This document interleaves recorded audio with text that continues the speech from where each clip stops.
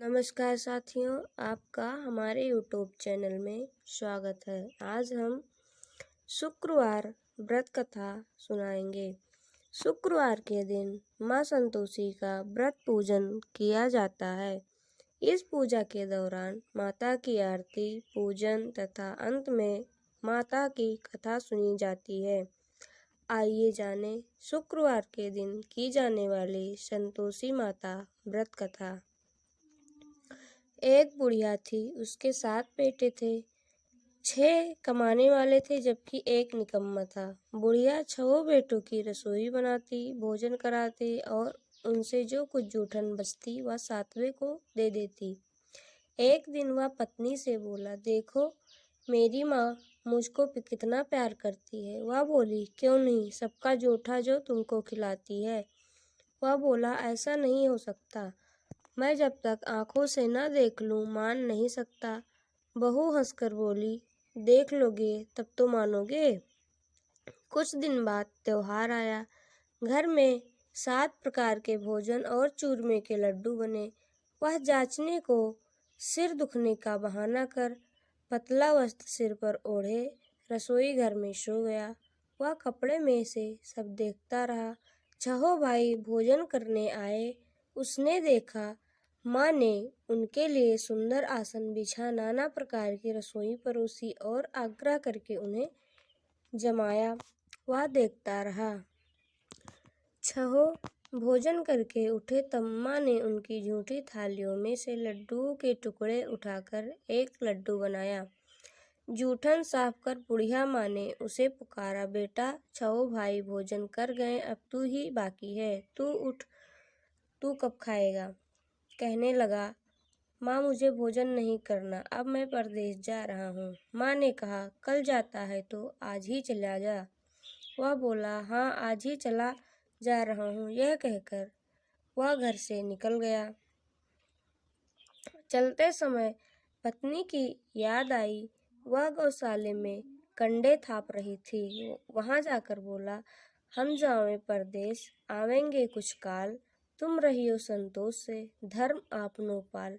वह बोली, जाओ पिया आनंद से, हमारो सोच हटाए, राम भरोसे हम रहे, ईश्वर तुम्हें सहाय। 2 निशानी आपन देख धरूं मैं धीर, सुधि मत हमारी विचारियो, रखियो मन गंभीर। वह बोला, मेरे पास तो कुछ नहीं, यह अंगूठी है सो ले लो और अपनी कुछ निशानी मुझे दे दो। वह बोली, मेरे पास क्या है, यह गोबर भरा हाथ। यह कहकर उसके पीठ पर गोबर के हाथ की थाप मार दी।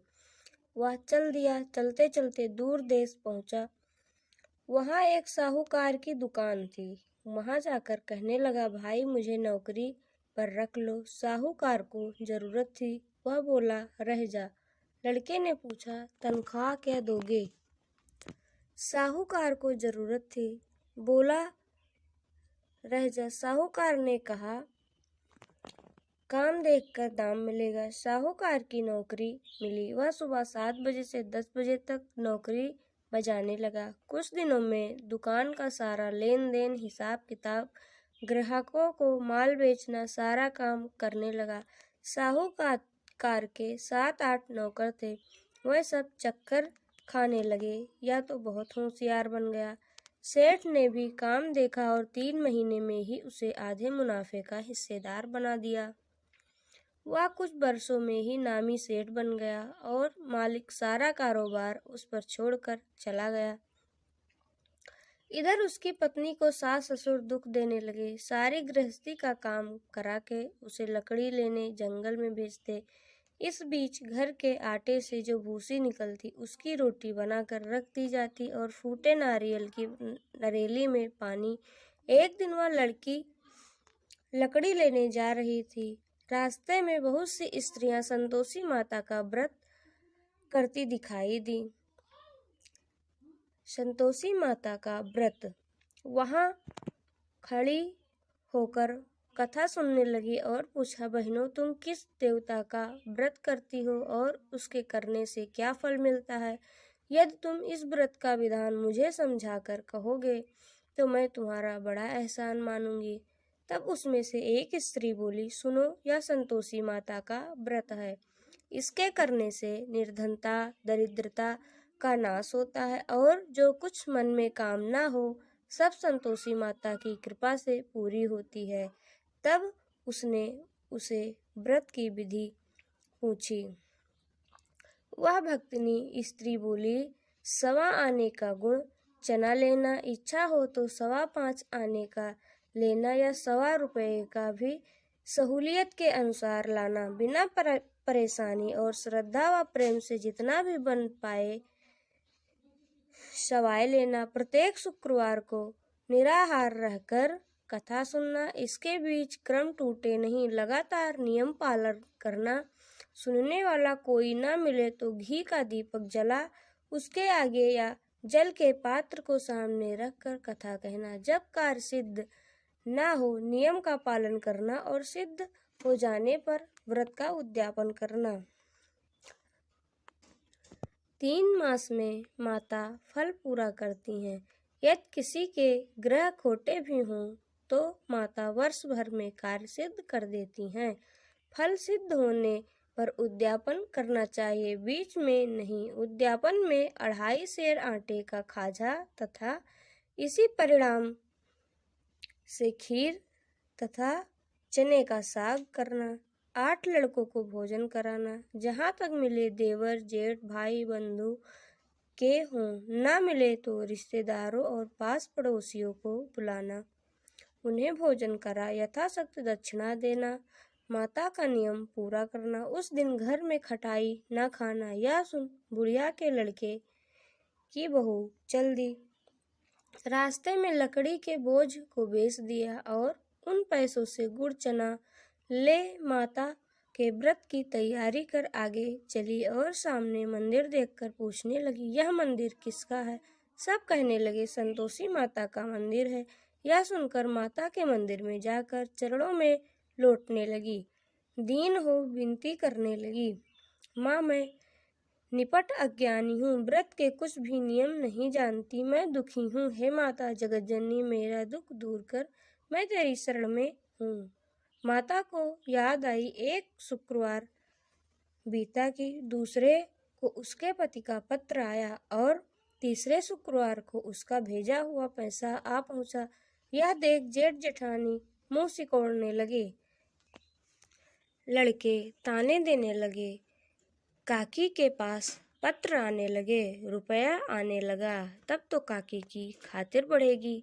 बेचारी सरलता से कहती, भैया कागज आवे, रुपया आवे, हम सब के लिए अच्छा है। ऐसा कहकर आंखों में आंसू भरकर संतोषी माता के मंदिर में आ मातेश्वरी के चरणों में गिरकर रोने लगी। माँ, मैंने तुमसे पैसा कम मांगा है, मुझे पैसे से क्या काम है? मुझे तो अपने सुहाग से काम है, मैं तो अपने स्वामी के दर्शन मांगती हूँ। तब माता ने प्रसन्न होकर कहा, जा बेटी, तेरा स्वामी आएगा। यह सुनकर खुशी से बावली होकर घर में जा काम करने लगी। अब संतोषी माँ विचार करने लगी, इस भोली पुत्री को मैंने कह तो दिया कि तेरा पति आएगा, लेकिन कैसे? वह तो इसे स्वप्न में भी याद नहीं करता। उसे याद दिलाने को मुझे ही जाना पड़ेगा। इस तरह माताजी उस बुढ़िया के बेटे के पास जा स्वप्न में प्रकट हो कहने लगी, साहूकार के बेटे सो रहा है या जागता है? वह कहने लगा, माता, सोता भी नहीं, जागता भी नहीं, कहो क्या आज्ञा है? माँ कहने लगी, तेरे घर बार कुछ है कि नहीं? वह बोला, मेरे पास सब कुछ है, माँ बाप हैं, बहू है, क्या कमी है? माँ बोली, भोले पुत्र, तेरी बहू घोर कष्ट उठा रही है, तेरे माँ बाप उसे परेशानी दे रहे हैं, वह तेरे लिए तरस रही है, तू उसकी सुध ले। वह बोला, हाँ माताजी, यह तो मालूम है, परंतु जाऊं तो कैसे?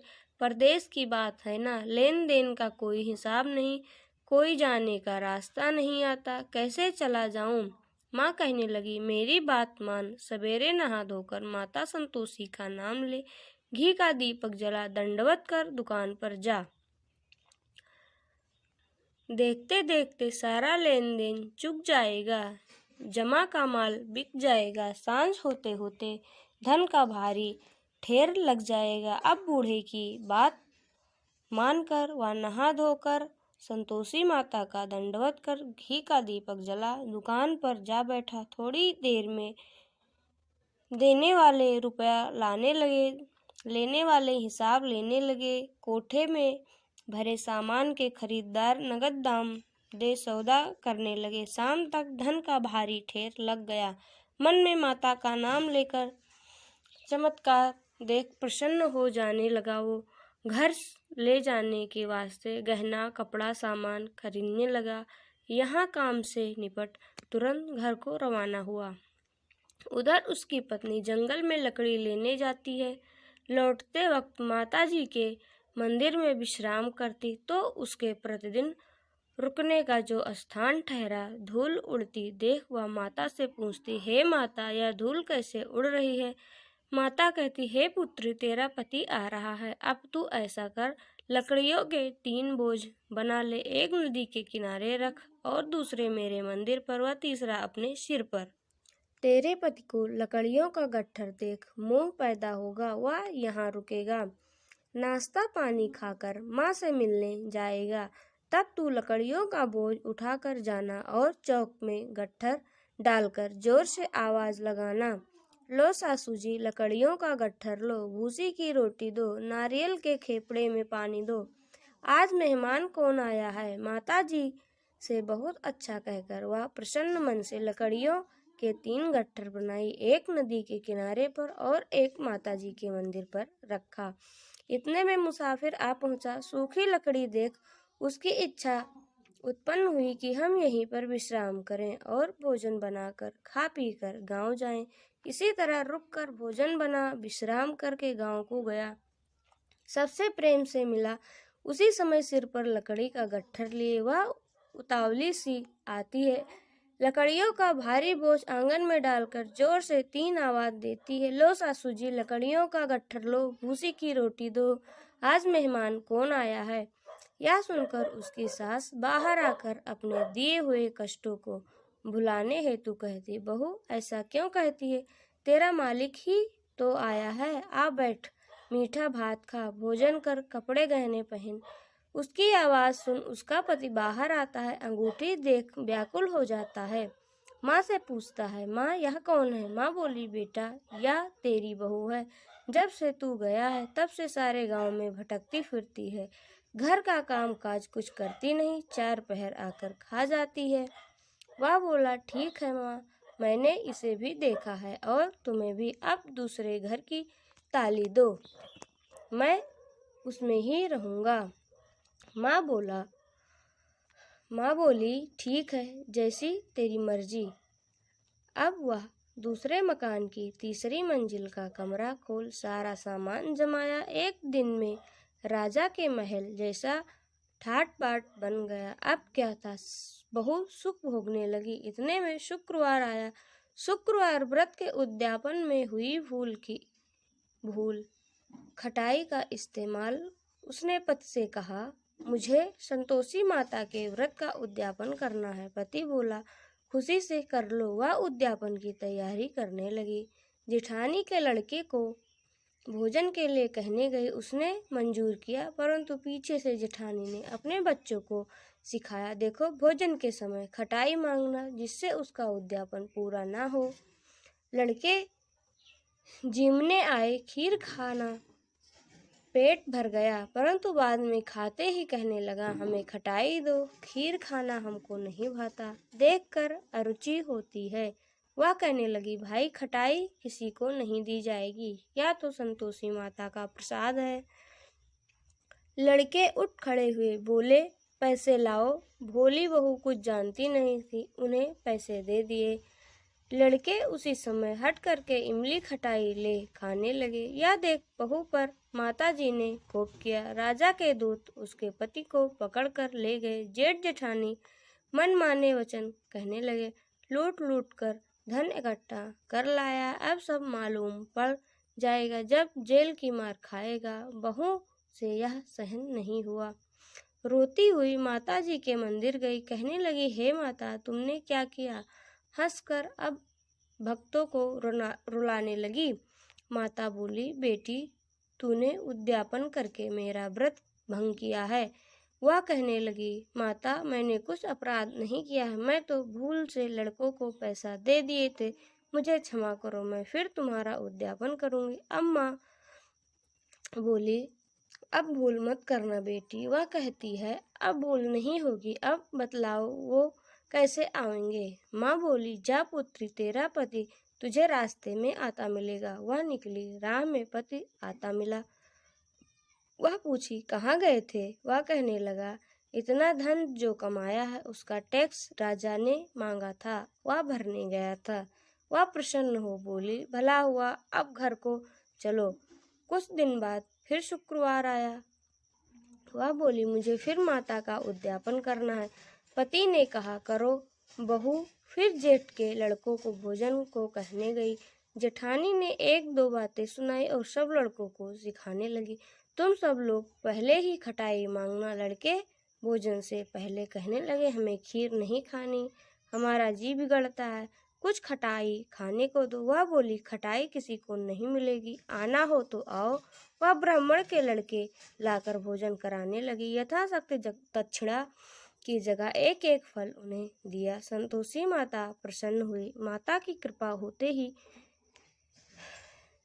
9वें मास में उसके चंद्रमा के समान सुंदर पुत्र प्राप्त हुआ। पुत्र को पाकर प्रतिदिन माता जी के मंदिर को जाने लगी। माँ ने सोचा, यार रोज आती है, आज क्यों ना इसके घर चलूं। यह विचार कर माता ने भयानक रूप बनाया। गुड़ चने से सना मुख, ऊपर सूंड के समान होंठ, उस पर मक्खियां भिन भिन कर रही थीं। देहली पर पैर रखते ही उसकी सास चिल्लाई, देखो रे, कोई चुड़ैल डाकनी चली आ रही है, लड़कों इसे भगाओ, नहीं तो किसी को खा जाएगी। लड़के भगाने लगे, चिल्लाकर खिड़की बंद करने लगे। बहू रोशनदान से देख रही थी। प्रसन्नता से पगली बन चिल्लाने लगी, आज मेरी माताजी मेरे घर आई हैं। वह बच्चे को दूध पीने से हटाती ही इतने में सास का क्रोध फट जाता है। वह बोली, क्या उतावली हुई है, बच्चों को दूध पिला। बच्चे को पटक दिया। इतने में माँ के प्रताप से लड़के ही लड़के नजर आने लगे। वह बोली, माँ मैं जिसका व्रत करती हूँ यह संतोषी माता हैं। सबने माता जी के चरण पकड़ लिए और विनती कर कहने लगे, हे माता, हम मूर्ख हैं, अज्ञानी हैं, तुम्हारे व्रत की विधि हम नहीं जानते, व्रत भंग कर हमने बड़ा अपराध किया है, जग माता आप हमारा अपराध क्षमा करो। इस प्रकार माता प्रसन्न हुई। बहू को प्रसन्न हो, जैसा फल दिया वैसा माता सबको फल दें। जो पढ़े उसका मनोरथ पूर्ण हो, जो सुने